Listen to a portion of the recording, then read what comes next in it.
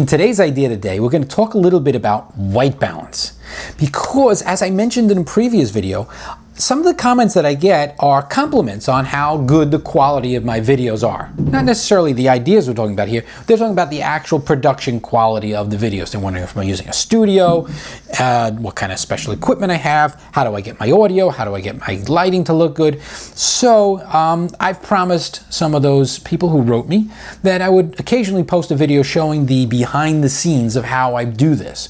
Now, today we're going to talk about white balance and why it's important.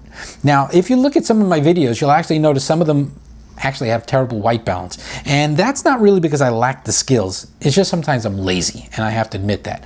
But if you take that extra time every now and then, just before shooting, to correct your white balance, you will have videos that are far, far better for a number of reasons. Not only will the color be better without you adjusting it, but if you do have to adjust the color, it's usually going to make it look washed out. It's not going to be as good as if you get the color right in the first place. Now, how and why do the colors get wrong in the first place? And that's what I'm going to explain to you right now. Specifically, if I hold up something that's white right now, it should look white when you look at it. Now, your camera is going to make guesses about what color something is based on the light in the room.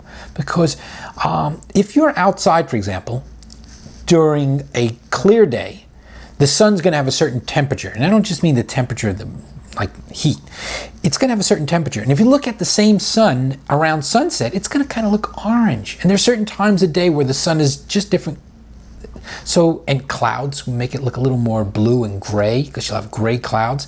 So that's why some cameras have a button in the back that you could say make it cloudy, or make it sun, or make it overcast, or whatever other terms they might have. They might have a button that says tungsten.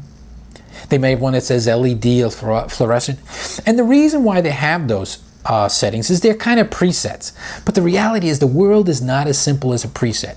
Even though you may go in a room and say to yourself, well, I have an LED, or I have a tungsten light, or I have a fluorescent light, they're not all the same. They're going to have different temperatures. If you go into Costco or Home Depot or Lowe's and you buy a light bulb, it's going to tell you what its temperature is. And that's kind of a technical thing, because some are more orange than others. Some are more blue than others. And the reality is you can't guess. And it can't guess. It's going to make guesses about what the color temperature is. And that will have a direct bearing on the colors of things that are noticeable, like your skin tone. Or if you're holding something and it's supposed to be red and now it kind of looks kind of grayish or purple. If you're holding something blue and it doesn't look blue, you know what I mean? So the reality is you want to get your color right. And how do I do that? It's through a custom white balance. And I'm going to show you my secret to doing that. Now, at one point I used to use something like my tabletop, which was white, as a white balance reference.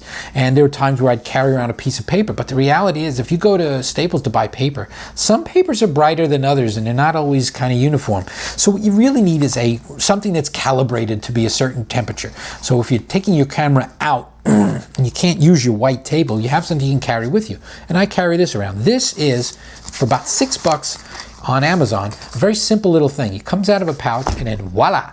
On one side you have a gray panel, and the other side you have a little white panel. Now, if you're looking at this right now in this video, hopefully this looks pure white and this looks black, and on this side you should see gray. And there's a little target in there. Now, how do you use this? It's a very simple thing, and it takes you just under a minute to do, and it pays off dividends at the video quality. So what I do is I take my camera and I shoot a picture of the gray side. I always use the gray side. You could use the white one, but I use the gray side. I take a picture of this, just a regular snapshot.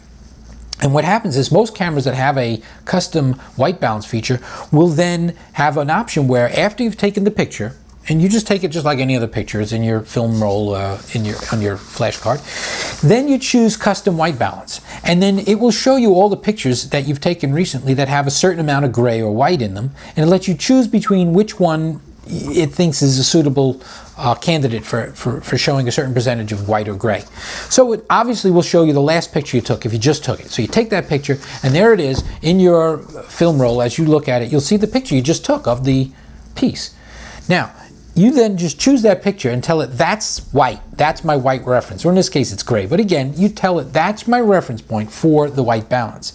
And as soon as you do that, you then turn on, because it's a two-step process, you then tell it to use that custom white balance. If it's a Canon, there's a little symbol. Kind of looks like two triangles, a little thing. I could probably put a graphic here to show it to you. So after you've told it what color your white balance reference is with the custom white balance, you then choose that option in the camera to say, I want to use custom white balance. And then from that point on, as long as the lighting doesn't change, and it might if you're moving around, but as long as the lighting is basically the same, like in this case, if I shoot this video, the light's not going to change. But if I then start shooting again tomorrow and it's an overcast day, or if I use a different lamp, or if I choose to shoot from somewhere else, repeat the steps.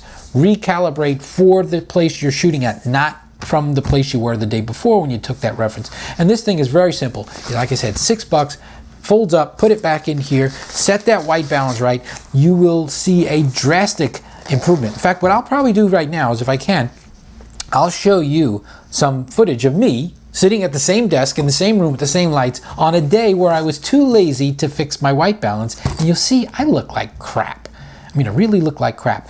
But taking that extra time, fixing the white balance, pays off in dividends in the overall quality. So that's my second tip of the behind the scenes of my channel, and we can get into some more of these other technical things later, like how I get my sound the way it is, how I deal with my green screen, because whatever background I'm in the mood for today is not necessarily where I'm sitting right now. I use a green screen, and I'll show you how to use that in a future video. So hey, thanks for watching.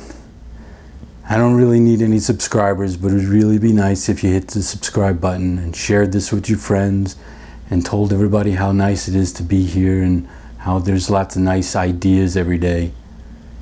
That would be nice. I don't need subscribers or anything like that. All I need is maybe this chair. And that's it, nothing else. Except maybe this paddleball game, the remote control, the ashtray, and the lamp. But that's it, I don't need anything else. Thanks.